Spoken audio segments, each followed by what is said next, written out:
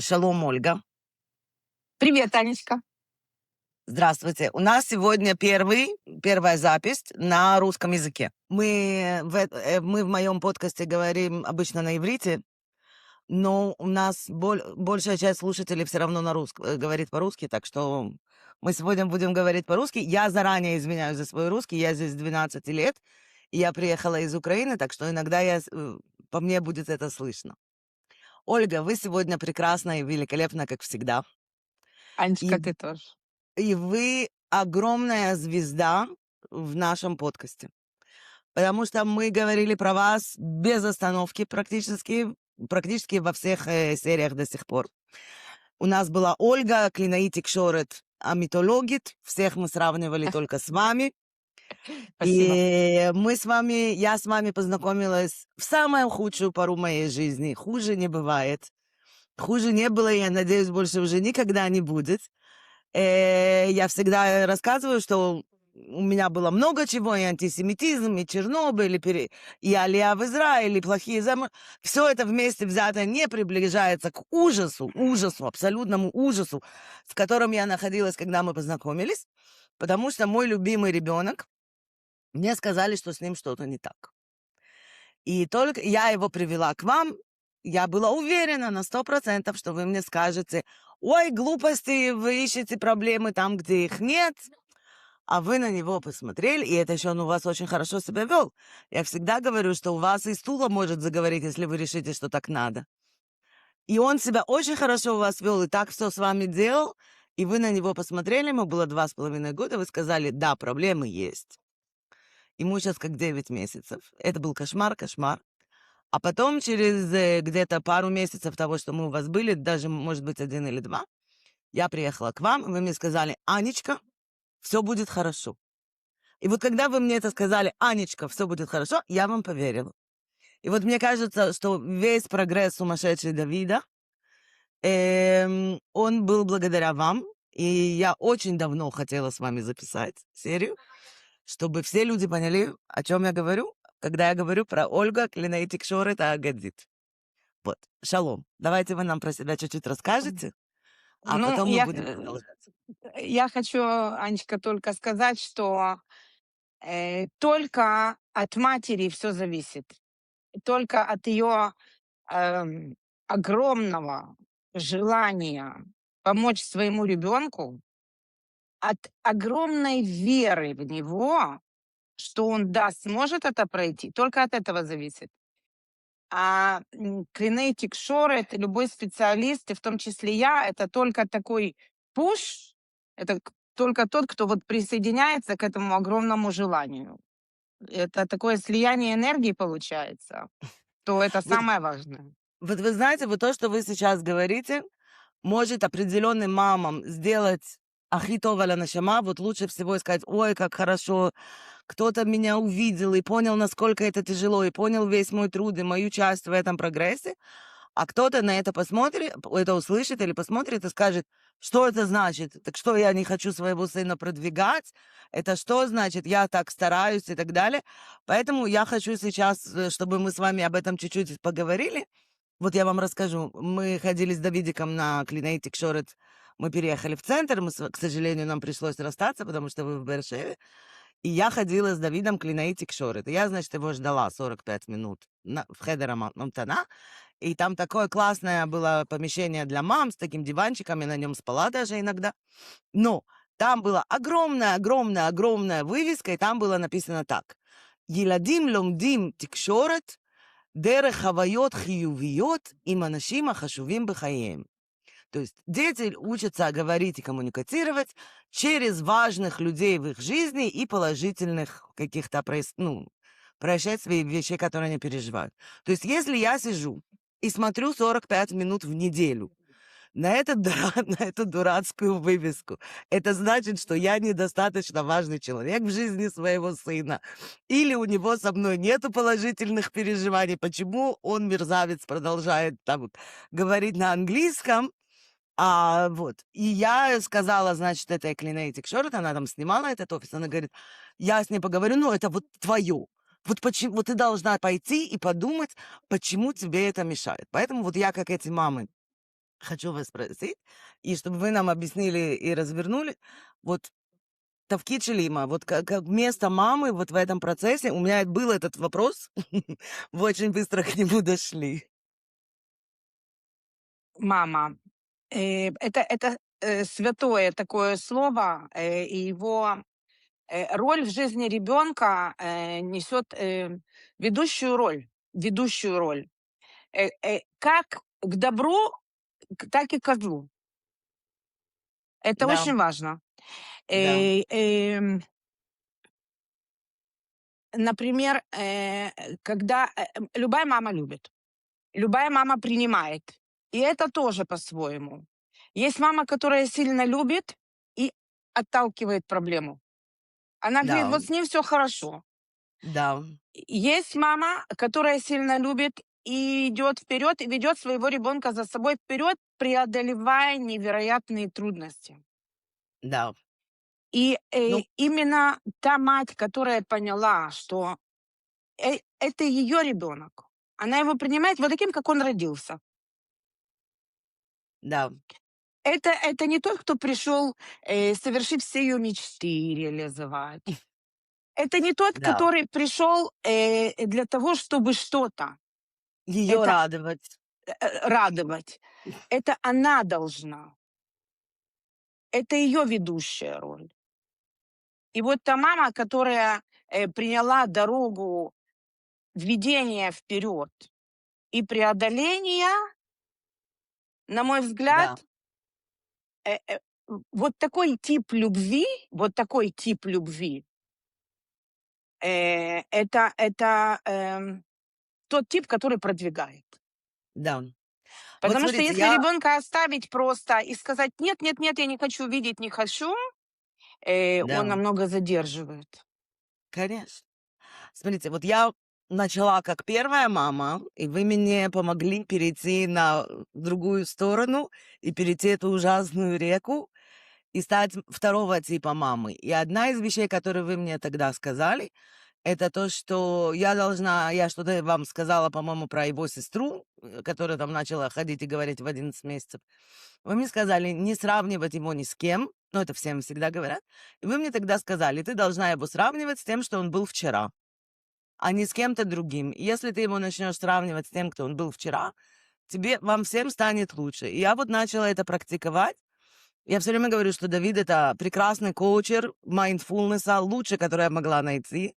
Потому что до этой ситуации, до встречи с вами, я была, как я люблю говорить, человек, который думал про десерт во время первого блюда. То есть я всегда жила где-то там впереди в будущем. Вот. И я всю эту неделю ждала с нетерпением нашего разговора. И я встречалась, я возила Давида к Мирапа Бейсук, в который он ходит. И мы говорили про этот сумасшедший прыжок, который он сделал. Да, на самом деле потрясающе, против всех прогнозов и так далее. И я говорю, вот мне кажется, что причина главная это его прыжка, это то, что я, во-первых, это делаю, я его сравниваю с ним, но я его не сравниваю с ним вчера.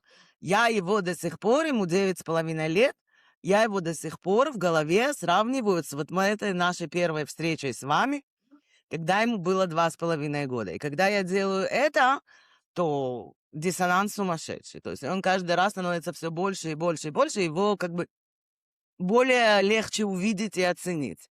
Потому что вот неважно, там, ой, он мне нагрубил, класс. А помнишь, он вообще, его слышно не было по 2 часа. А он там, я не знаю, побил сестру, офигеть.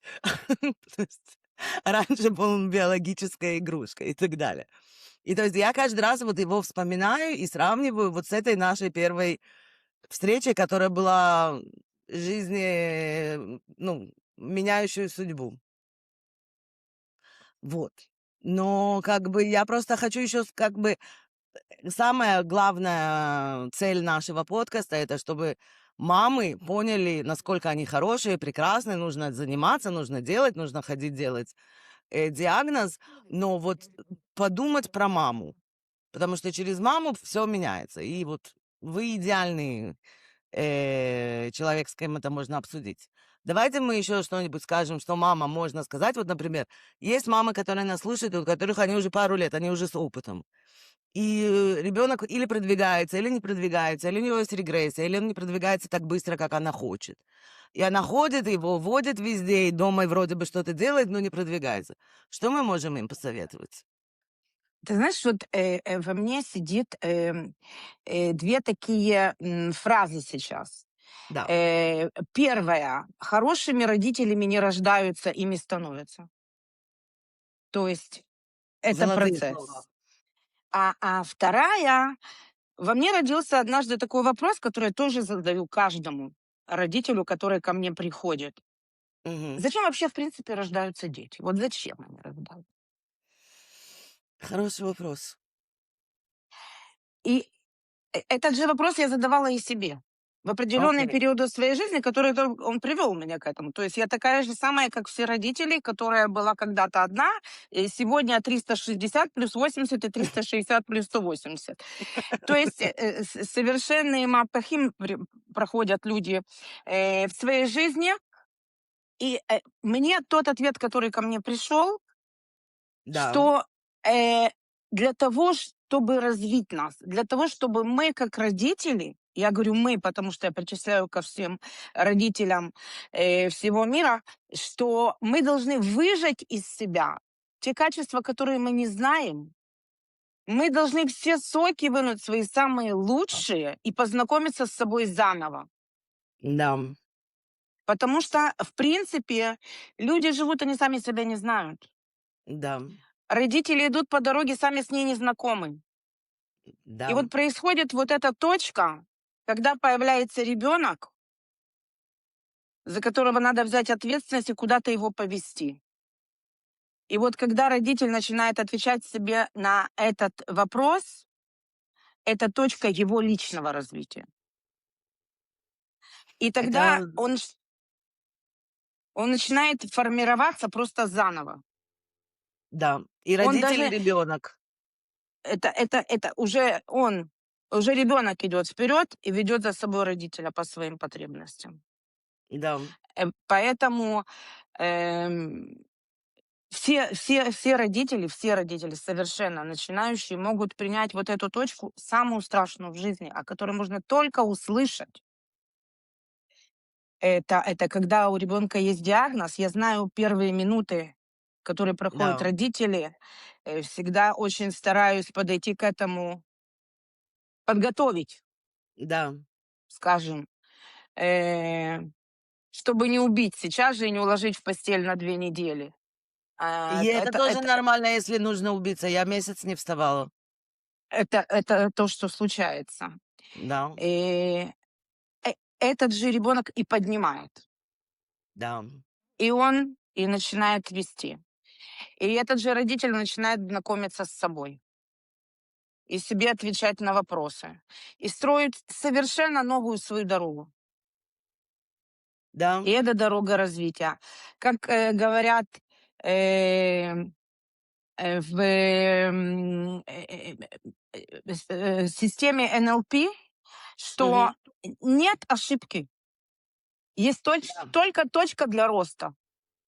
да. Точно то же самое: нет неуспеха, нет падения. Всегда в жизни человека есть точка для роста. Это однозначно. И на самом деле про это говорят практически тоже все, и все религии, и все подходы, только чуть-чуть другими словами. Я вот недавно тут ездила на Випассану, я 4 дня молчала. Это было потрясающий экспириенс. Я вот с каждой маме в Израиле это нужно просто прописать. А особенной маме так тем более.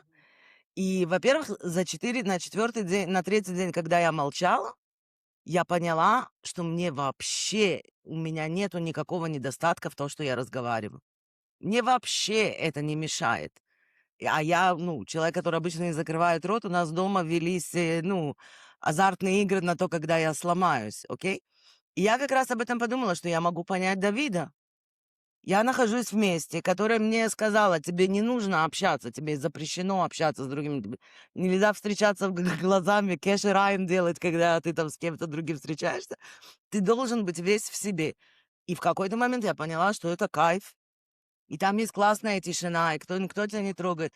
И ты из-за того, что тебе не нужно обращать внимание на этих людей, как они себя чувствуют и что они хотят, можно обратить внимание на природу, на птичек, на деревья, на то, как я себя чувствую. И я подумала, я могу понять, почему Давид 5,5 лет не разговаривал.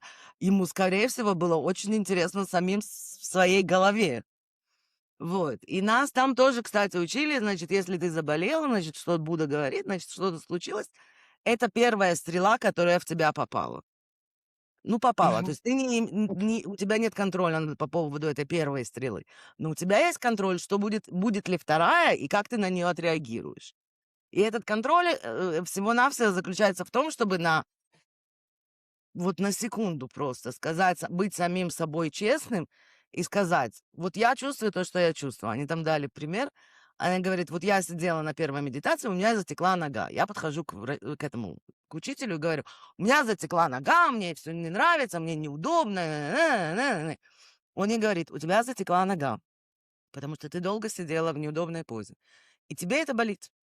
Она говорит, ну я же тебе это и говорю. Да. Он говорит, нет, остановись, вот просто самой себе скажи на секунду. У меня затекла нога, и мне от этого больно. И она говорит, она это сказала, и это пропало. Я тоже там периодически это пробовала. Или там, даже когда я приехала домой с Давидом, то есть вот мне Давид, я прихожу, он приходит со школы, он начинает рассказывать мне что-то, что он там играл в Nintendo. Обычно, когда я его слушаю, у меня 8 мыслей одновременно. Во-первых, мне это скучно.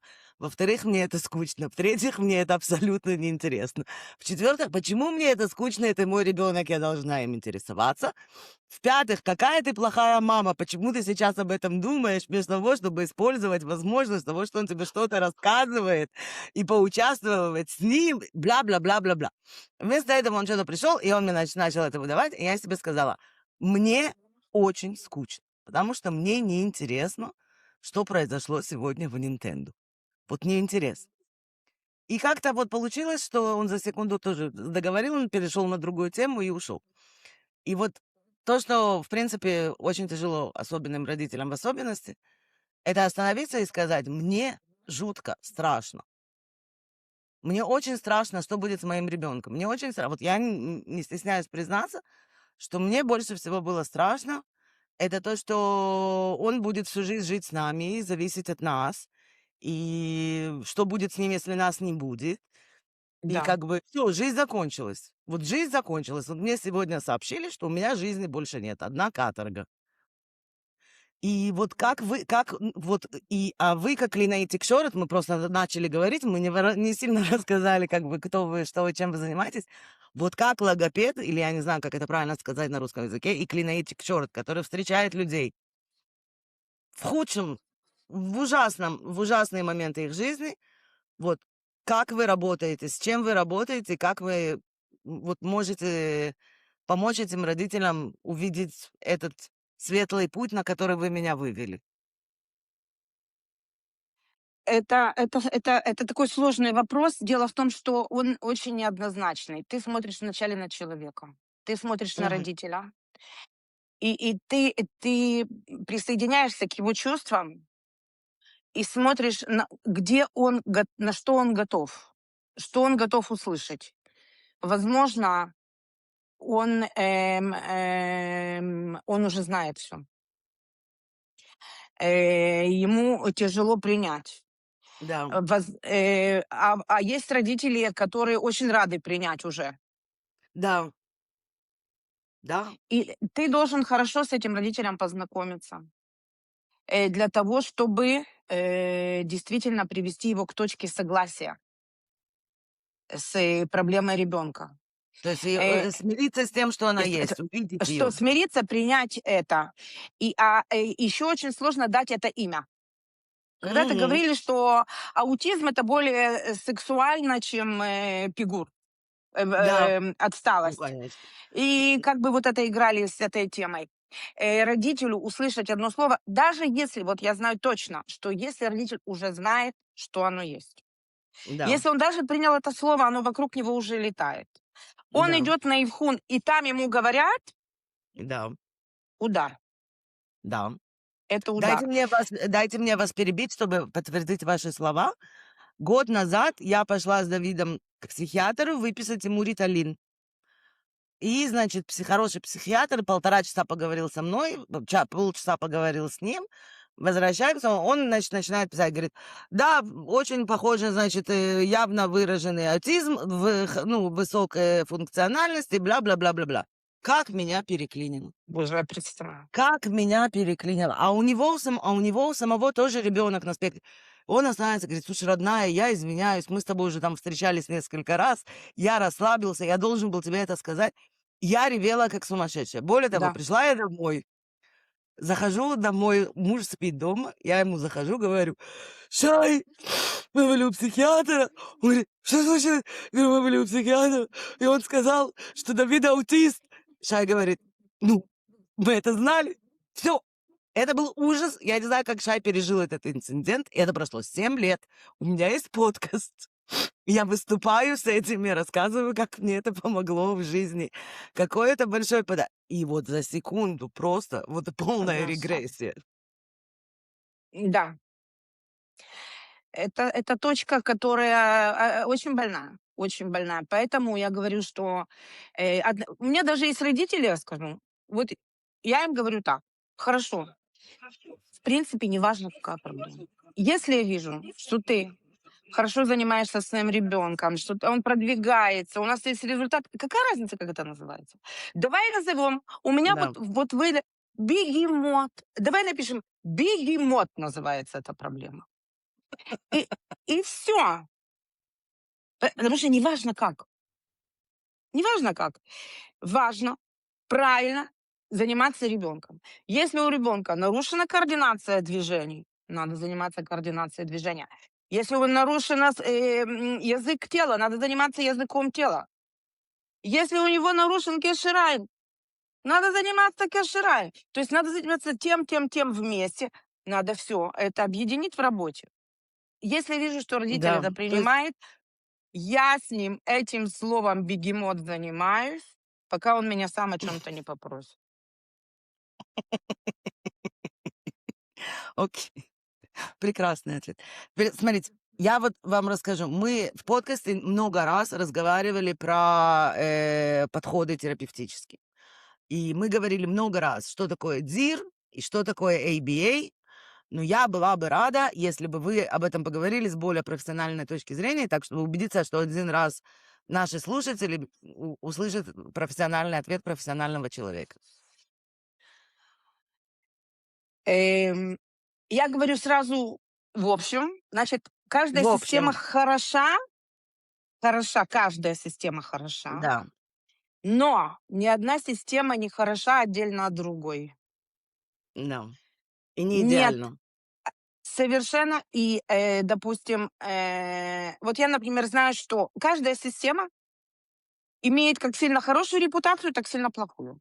Да, ABA, я говорю профессионально, чудесная система. Репутация в некоторых частях ужасная. да. Почему? Почему-то. Потому что это система стимулирующая, система, которая ведется относительно наблюдения за поведением ребенка, относительно то, что его раздражает, как он себя ведет, какой результат получает, все это анализируется. И Мгм. относительно этой системы выстраивается система отношений Протокол. с ним по протоколу. Да. Эм, если специалисты решили голо идти по этой системе, Мгм. она превращается как будто в, дрессировку. Да, но это то, что многие говорят. Они очень хорошо поняли, что, допустим, надо делать над одним и тем же действием много повторений схоластически. Там надо похвалить, там надо не посмотреть в глаза. Все приняли как математика, дважды два четыре, все. Мгм. И люди сами заходят в тупик.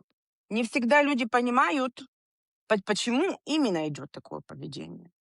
Ну да, Очень часто там не понимают, какое нейросенсорное состояние у ребенка. да. Вот говорят, он взорвался на пустом месте, не было причин. Вот этот Мгм. герой, что это было? Какая Да-да. причина вот такого поведения? Такого не может быть. В Ну свое да, время я это поняла. Я поняла, что ABA не панацея. да. И я пошла, и я занялась, нервно-сенсорным состоянием детей. И вот эта карта, которую ты раскладываешь, и ты начинаешь в этом, обследовании понимать, что именно ребенок не ощущает или Да, ощущает больше, чем надо. да, И вот когда от этих каких-то лишних звуков, которые он ощущает, лишних, он да. устает и взрывается, вот эта точка. То есть исследование должно быть намного глубже. Надо Глубже. хорошо понимать, почему ребенок не говорит, да почему он не общается. Говорить это такой результат, говорит, да. Да, Самое главное это общаться. Почему не да. общается? Что этому мешает? И вот когда раскрываешь вот эту карту вот этих помех, что ему мешает, и ты Мгм. начинаешь их укреплять и вкладывать в них энергию, я потом расскажу, что такое вкладывать энергию в примерах, тогда ребенок раскрепощается И расслабляется. и расслабляется. И есть с кем Э, разговаривать. и тогда он способен обращать внимание на того, кто напротив. Да. Вот, поэтому, значит, я вышла на нейросенсорную интеграцию. И, значит, система DRA, система Гриншпан, это, значит, гибкое ABA, так можно сказать, ну, гибкое и творческое. Это именно творческое развитие, когда все основывается точно так же на герой התנהגות תגובה, на раздражитель, поведение, реакция. Да, Э, то же самое и в этой системе. Но тут принято течь с ребенком за его да. поведением, следить за каждой реакцией, ее поддерживать, где-то быть похожим на этого ребенка в его реакциях. Я скажу Да. даже больше. У меня одна девочка сейчас вышла на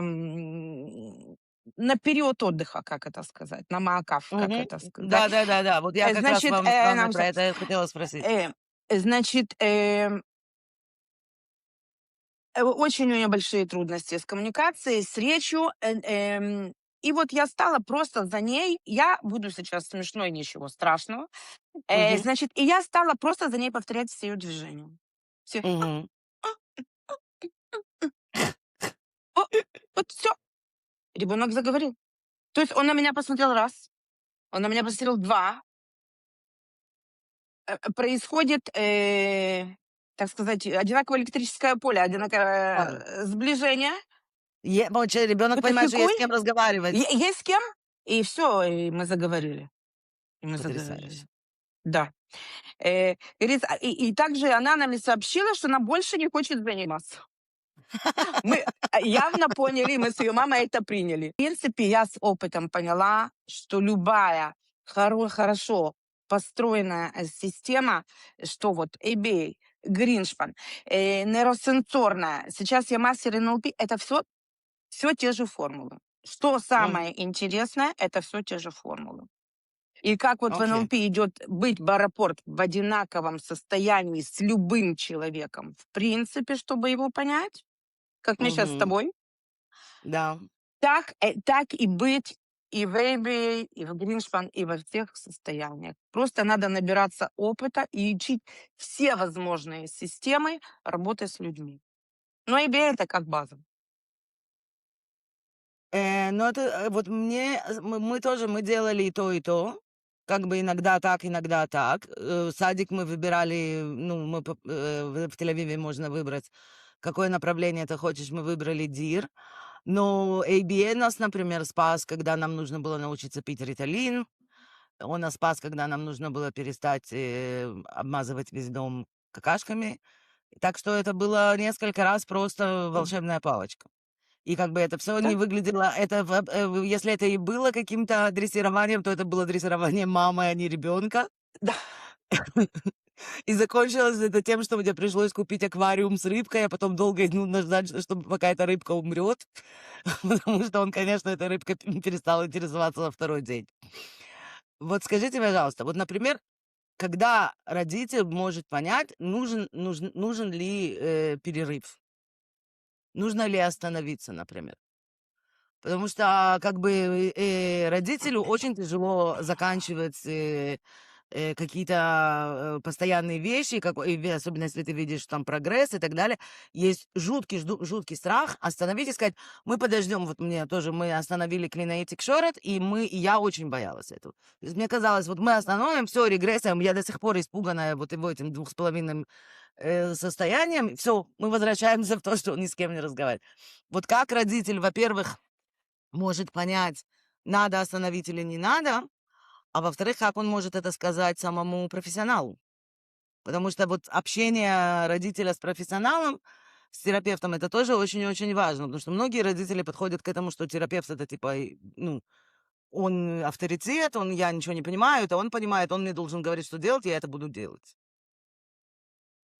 Есть разное, да, есть очень разное, скажем так. Я всегда понимаю, когда родитель боится расстаться. Я, Да. очень понимаю. Вот, во-первых, все очень относительно. Раньше у меня была такая идея, я увидела, например, период, что ребенок идет самостоятельно.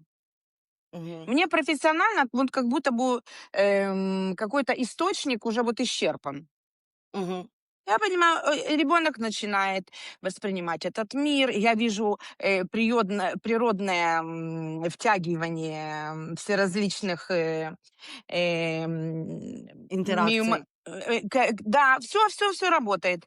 И я была всегда рада расстаться, чтобы сказать, что вот, о, все, Ольга больше не потеет. То есть, если я перестаю потеть, значит, у нас все, я получаю такое же кайфовое удовольствие, и как-то даже неловко, что я так долго живу вот в этом удовольствии уже, и я предлагаю. Значит, но, к сожалению, я поняла, что через время без профессионального влияния идет остановка. Вот ребенок Окей. приобретает вот эти навыки для своего возраста. Да, вот это чего все родители и боятся. А потом И все, тут я прихожу, и где-то и родитель тоже перестает вот этими всеми вещами пользоваться. Вот да. как-то так оно происходит какое-то забывание. У меня Мгм. есть сегодня мальчик, с которым я занимаюсь, у меня были перерывы, и каждый раз он приходит на маакав, на встречу, Мгм. а ему 14, ему к 15.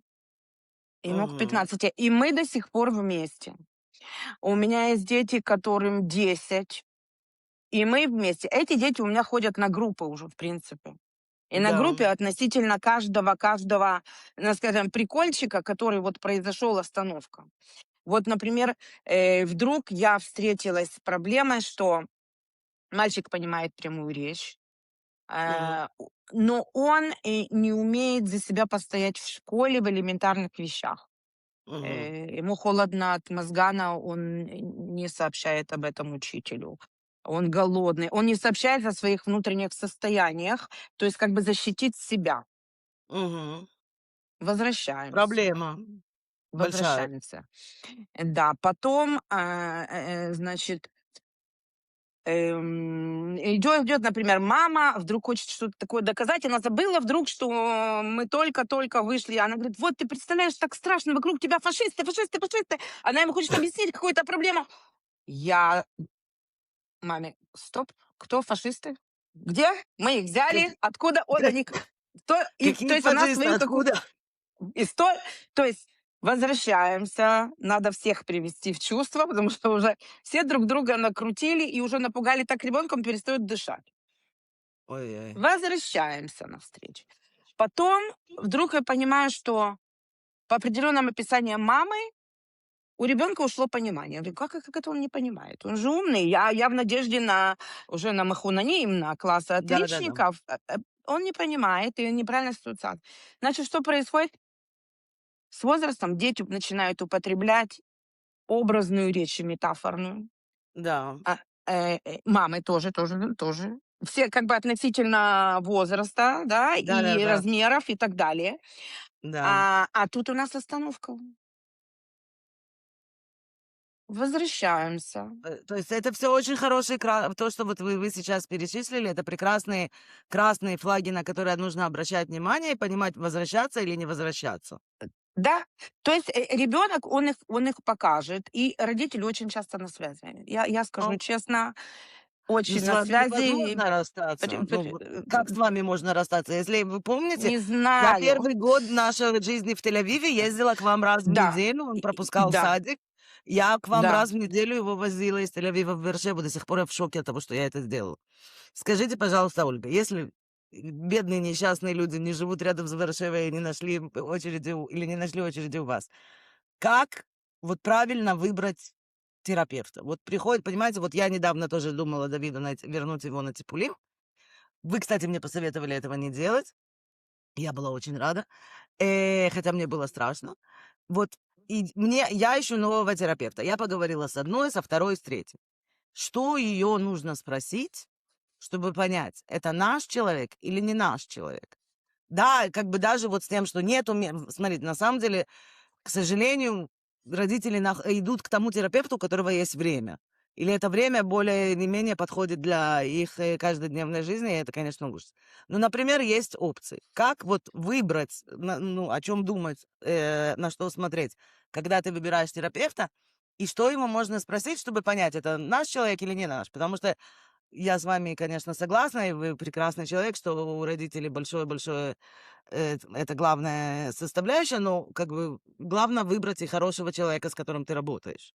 Потому что я всегда говорю, то, что есть плохие инсталляторы, все спокойно принимают, а то, что есть плохие психологи или плохие там клинейтик-шоры, мы не принимаем.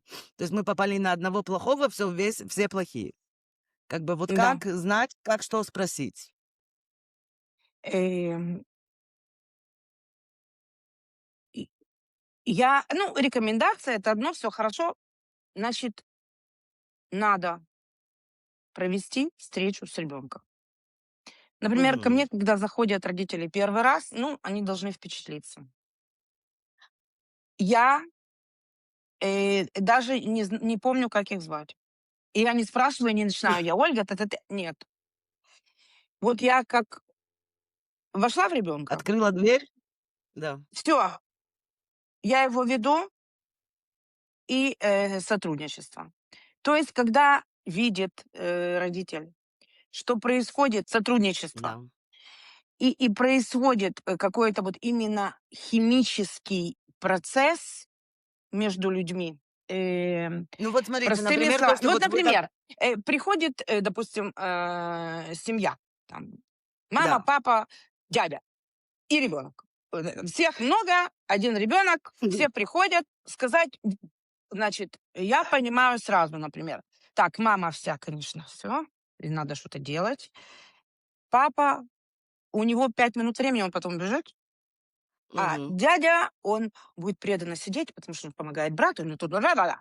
Короче, происходит встреча, и тут вот эти туманные глазки начинают посверкивать. Мгм. Тут вдруг обращает ребенок внимание, начинает головой поворачиваться. Мгм. Тут и происходит приблизительно 25 минут, и вдруг я слышу слова «я как в кино». И это говорит папа, который должен был убирать через 5. То есть происходит вот это вот состояние, когда ты понимаешь, что это твое. Да. Это никакое не какое-то, сидеть, лежать, стоять, понимаешь? Ты настолько, заходишь в ребенка, что, происходит такое единение. Да, да, Вот это в чувствую, оно есть, оно есть. Если тебе человек может наобещать по телефону все, что хочешь. Я ж да. учился, я ж работал, я ж там не знаю где живу, приезжайте ко мне там не знаю откуда куда. Человек может Мгм. все рассказать, но Да. И дело, рассказывает. вот дело прийти. Я понимаю, что это деньги, я понимаю, что это деньги. Но Это не только деньги, это время, это это куда-то время, ехать, это это... все, я понимаю, что. Но этот поиск, он того стоит. Найти человека, который будет тебя преданно вести по твоей жизни, и что ты Мгм. начнешь дышать от этого. Я скажу еще, у меня есть, например, вот я вот на сегодня считаю, у меня есть четверо учеников, четверо. с очень тяжелым поведением. Мгм. С очень тяжелым поведением. Эм, это мальчики. Это мальчики, которые, ну, значит, как в самом начале особенно, ну, это слезы, это крики, это разрывание на части всего, и родителей, и меня, в общем, все. Мгм. Я не знаю, каким образом эти люди верят в меня. Я не знаю, я не знаю, но дети заговорили. Это И потрясающе. каким-то я задаюсь вопросом: а как вы в меня верите? Вот в эти тяжелые минуты, когда вот это все, Да, что с этим ребенком надо справиться, его надо привести к сотрудничеству. Это да, очень тяжелые минуты. И я представляю, что там у мам творится. Но почему-то они ходят. И вот дети заговаривают. Вот, ну вот, причем это все очень одинаковые. Вот нету одинаковых, да, нету детей в да, спектруме, кажется, одинаковых. Но вот почерк у этих ребят, да, он одинаковый. да, я согласна. И вот Смотрите, у них не чувствуют тела. У них вот этот блуждающий нерв стреляет в разные стороны. Им везде да. то больно, то тяжело смотреть, то тяжело слушать, то тяжело рукой взять. А они верят. И вот таким родителям большое спасибо за доверие. Смотрите, во-первых, ну, смотрите, вы великолепный профессионал, и опять-таки это большое счастье с вами быть знакомой, и то, что вы для нас сделали. Но я вот как совет хочу сказать, что благодаря вам я знала хотя бы, что искать, когда мне нужно было выбирать новых терапевтов. То есть, с одной стороны, сначала я подумала, ну, то, что было с Ольгой, не будет ни с кем, нечего этого искать, и какая уже разница. А потом я поняла, что терапевт, с которым у меня нет никакой химии, она мне неважно, и она мне просто не симпатична, она меня раздражает, это нужно искать другого терапевта. Вот все. И не нужно пытаться это понять, да, нет, хорошо, плохо, он с ней говорит, не говорит. То есть вот если у меня с ней нет химии, если я к ней не иду как на праздник, вот как к вам, то это не мой человек. То есть и я вот это очень часто всем говорю, что родители, у него тоже есть права. У него есть права, и я хочу видеть этого человека, не хочу его видеть. Потому что, в конце концов, это, слушайте, 45 минут в неделю. Это больше, чем я иногда провожу со своей мамой, как бы, ну, вот, то есть это много времени для нашей занятой М, жизни. Да, на сегодняшний И день. это на самом деле очень важно, когда ты ищешь терапевта, знать, вообще тебе удобно с этим человеком, тебе неудобно с этим человеком. Иногда это берет несколько встреч. И это вообще нормально, на самом деле, остановить и сказать, я изменяюсь, мы поищем кого-то другого. Хотя это очень тяжело и очень страшно. Да, и я тебе скажу больше, это очень интересная черта. У меня мамы позволяют себе говорить матом. Я Это хороший индикатор, кстати, это Это, очень хороший индикатор. очень, хороший индикатор, когда человек вот настолько уже выводит из себя вот все, что он прошел из этой дороги, что он открывается настолько. Я матом не отвечаю, Да, я э, всегда это ценила. но я очень принимаю. Я очень принимаю, что, наверно, вот этот взрыв вот этой души, он важен. Это прекрасный индикатор, Ольга. Вот я считаю, что это прекрасная даже нота, закончить наш короткий, но не последняя, нашу короткую, но не Да. последнюю встречу. Если вы чувствуете себя спокойно и уверенно ругаться матом рядом с терапевтом, это ваш человек. Э, Ольга, огромное вам спасибо за то, что вы пришли. Анечка, Мы с вами спасибо тебе за приглашение. Мне очень было приятно. Я б с тобой, я не Ой, знаю сколько. Всегда готова. это было просто замечательно. Секунду, я остановлю запись.